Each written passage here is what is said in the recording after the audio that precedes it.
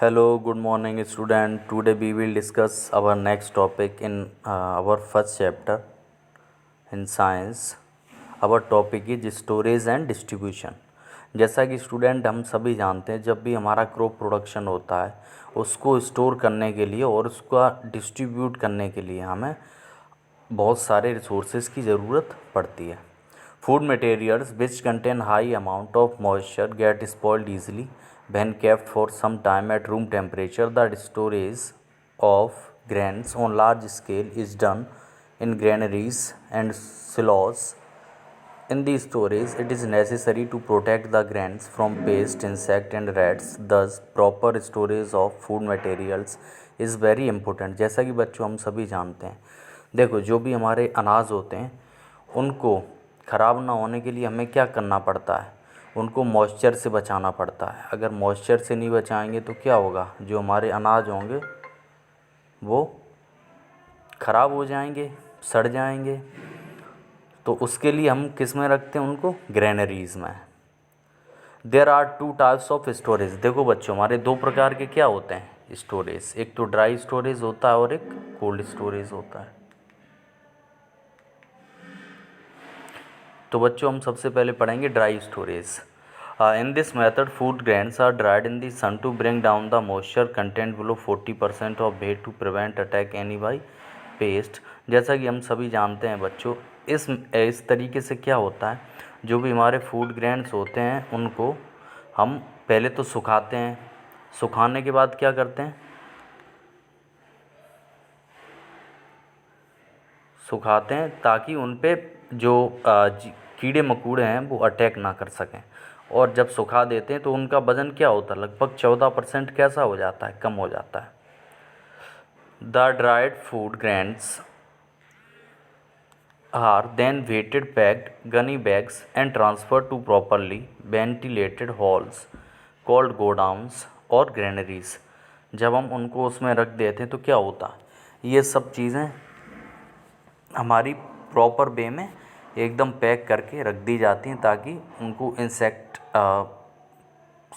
इंसेक्टों से बचाया जा सके. गोदामों में grain silos are tall cylindrical structure but bulk storage of food grains. देखो जो ग्रेन सिलोस होते हैं वो बहुत लंबे होते हैं सिलेंड्रिकल स्ट्रक्चर में, किसको, इस फूड ग्रेन को स्टोर करने के लिए. These silos can store different stock of food grains at different level. और ये स्लोस क्या करते हैं, बहुत सारे अलग अलग फूड ग्रेन्स को स्टोर करके रखते हैं. अब बच्चों देखो हम हमारी कुछ जो भारत सरकार है उसके द्वारा भी हमारे कुछ स्टोरेज और डिस्ट्रीब्यूशन के कुछ रिसोर्सेज प्रोवाइड किए जा रहे हैं, जैसे Food Corporation of India, Warehousing Corporation ETC. अब हम स्टूडेंट पढ़ेंगे कोल्ड स्टोरेज के बारे में. जैसे फर्स्ट एग्जांपल हम यही ले लेते हैं, जो हमारे आलू होते हैं उनको हम किस में रखते हैं, जो हमारे पोटैटो होते हैं किस में, कोल्ड स्टोरेज में, ताकि जो हमारे आलू हैं उनका आलू कोल्ड स्टोरेज में क्या होता है, लो टेम्परेचर पे रखा जाता है. उससे क्या होता, जो भी हम ग्रेन्स या वेजिटेबल्स उनमें रखते हैं तो उससे क्या होता है, वो स्पॉइल नहीं होते हैं. It is use for storage food material that very high short self life. कुछ समय के लिए 2, 4, 5, 6 महीने के लिए उसमें रखते हैं. Increasing crop production. At present India's population increase by about 20 million every year. According our food requirement also increase, our population is now over 1,000 million and yet we are able to grow sufficient food to feed this huge population. How did this increase to crop produce come about? जैसा कि हम जानते हैं students, Bharat देश की जो जनसंख्या है वो डे बाई डे कैसी होती है, इंक्रीज़ होती जा रही है. एक डेटा दिया गया है इसमें कि एक साल में लगभग 20 मिलियन पॉपुलेशन बढ़ जाती है, लगभग 2 करोड़. जब हमारी जनसंख्या बढ़ती जा रही तो हमें क्रॉप प्रोडक्शन भी कैसा करना पड़ेगा, इंक्रीज़ करना पड़ेगा. अगर इंक्रीज़ नहीं करेंगे तो क्या होगा, हमारे यहाँ पे फूड की क्या हो जाएगी, सफिशिएंट हो जाएगी. तो उसके लिए जो हमारे कुछ साइंटिस्ट थे उन्होंने क्या चलाया, ग्रीन रेवोल्यूशन. ग्रीन रेवोल्यूशन से क्या हुआ, उससे जो क्रॉप प्रोडक्शन था उसमें क्या हुआ, बढ़ोतरी हुई। और ग्रीन रेवोल्यूशन के फादर कौन थे? Doctor MS. स्वामीनाथन, जैसा कि हम डिड यू नो बॉक्स में देख सकते हैं। ये हमारे फादर थे इसके।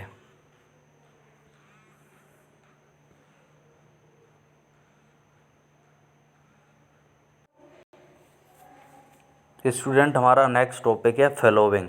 इन this method land is left uncultivated fallow for one more seasons. The fallow land regains the nutrient by decomposition of remains of plant and animals by the action of microbes।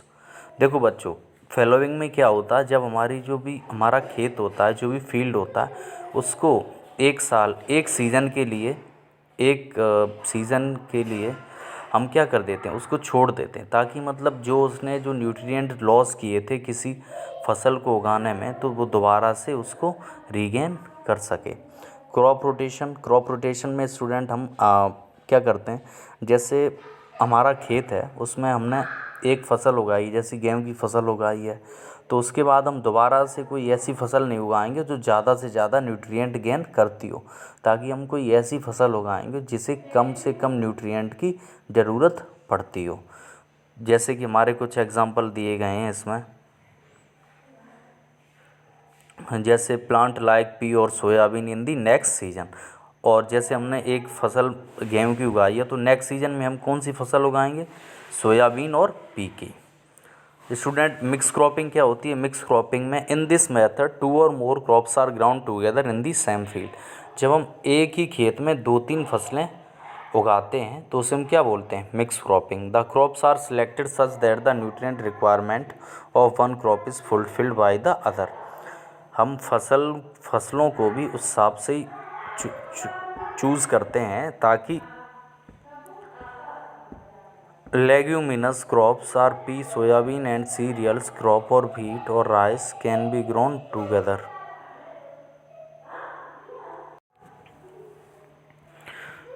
Mix cropping में बच्चों, जैसे हमने कि कुछ हमारे example दिए गए हैं, जैसे सेम फील्ड कॉटन और ग्राउंडनट को एक साथ हम अगर उगा देते हैं, जैसे गेहूं और सरसों को हम एक ही खेत में उगा देते हैं, तो ये हमारे सब एग्जांपल किसके हो गए? मिक्स क्रॉपिंग के। हमारा नेक्स्ट टॉपिक है हाइब्रिडाइजेशन और क्रॉस ब्रीडिंग। जैसा कि स्टूडेंट्स हम आजकल देखते होंगे कि जो हमारे जो साइंटिस्ट हैं, एग्रीकल्चर साइंटिस्ट, वह क्या कर रहे हैं, 1-2 वेराइटीज़ को लेते हैं, फिर उनकी क्रॉस ब्रीडिंग कराते हैं, ताकि मतलब जो हमारी फसल है उसका ज़्यादा से ज़्यादा क्या हो सके, प्रोडक्शन हो सके, और ज़्यादा से ज़्यादा उनकी जो वेराइटीज़ हैं वो उनकी क्वालिटी ज़्यादा से ज़्यादा अच्छी हो सके, और वो किससे मुक्त हों? बीमारियों से मुक्त हैं, उनमें कोई पेस्टिसाइड इंसेक्टिसाइड्स ना लगें। इसके लिए हम क्या करते हैं? क्रॉस ब्रीडिंग और hybridisation. To prevent self fertilisation anther of one variety of plants are removed by process called emasculation. Emasculation क्या होता है? जब हम सेल्फ फर्टिलाइजेशन जो हमारी वेराइटीज़ हैं उनको रिमूव करते हैं, उसी को हम क्या बोलते हैं? एमास्कुलेशन। जैसा कि बच्चों इस डिड यू नो बॉक्स में हम देखेंगे, इन 1962 scientist in the Philippines experimented with hybrid 1000 stand of rice. They made a variety of rice called IR8 by crossing a tall rice from Indonesia and dwarf rice from Taiwan. तो यहाँ पे जो हमारे scientist हैं Philippines के, उन्होंने एक experiment किया। उन्होंने 2 वेराइटीज़ ली, किसकी? चावल की। एक लंबा चावल, एक छोटा चावल, एक ताइवान का, एक इंडोनेशिया का। उसके बाद वह क्या प्राप्त करते हैं कि मतलब जो चावल थे, उन्होंने जब उनको मिक्स किया, उनकी हाइब्रिडाइजेशन किया, तो मतलब उन्होंने उस वैरायटी का नाम क्या रखा? IR8। तो उसका जो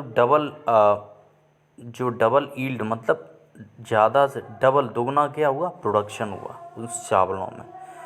उन साइंटिस्ट का नाम क्या था? Benjamin पियरले Pal.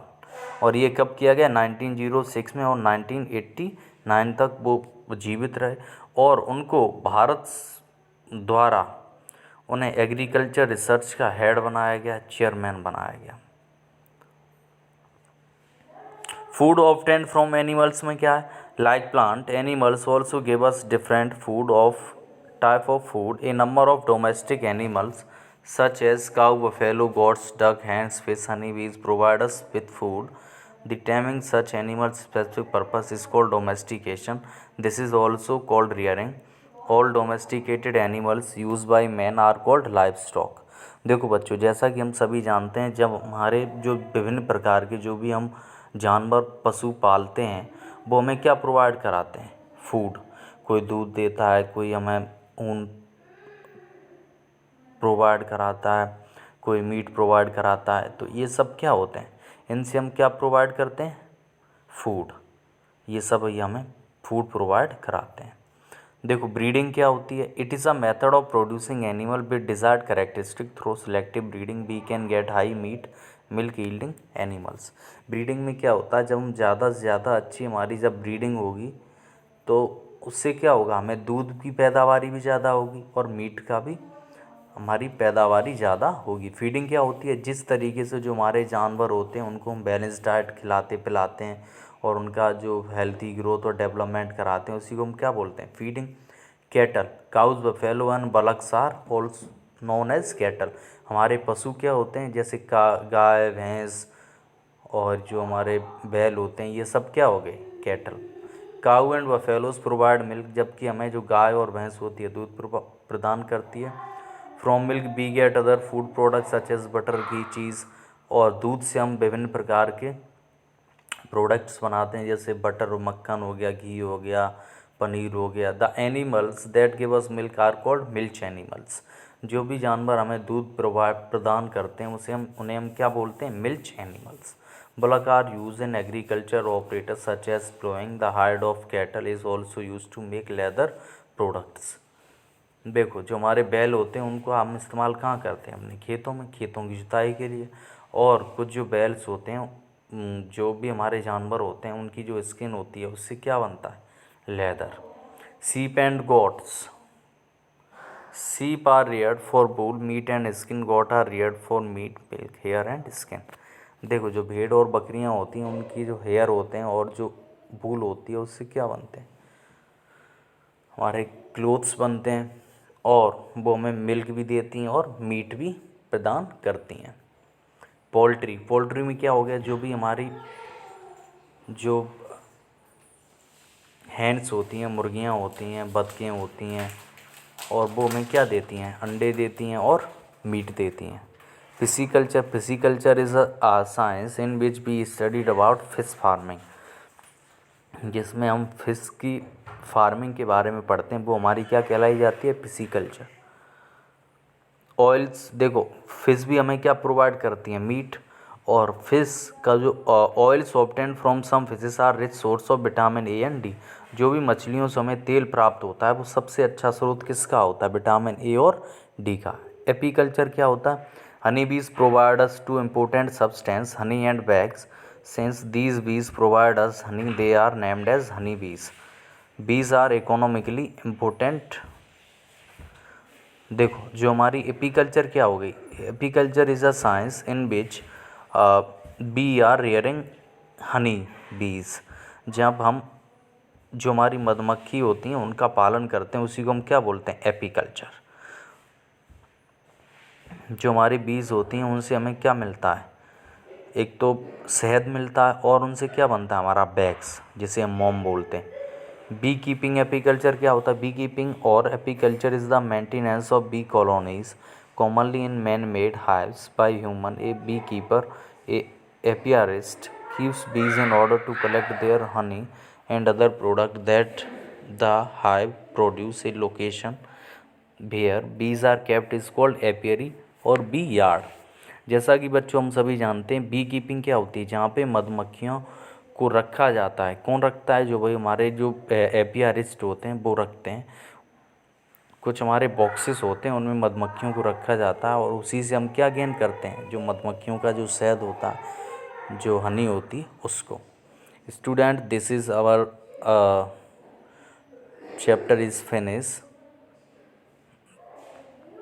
Then we will write our question and answers and fill the exercise.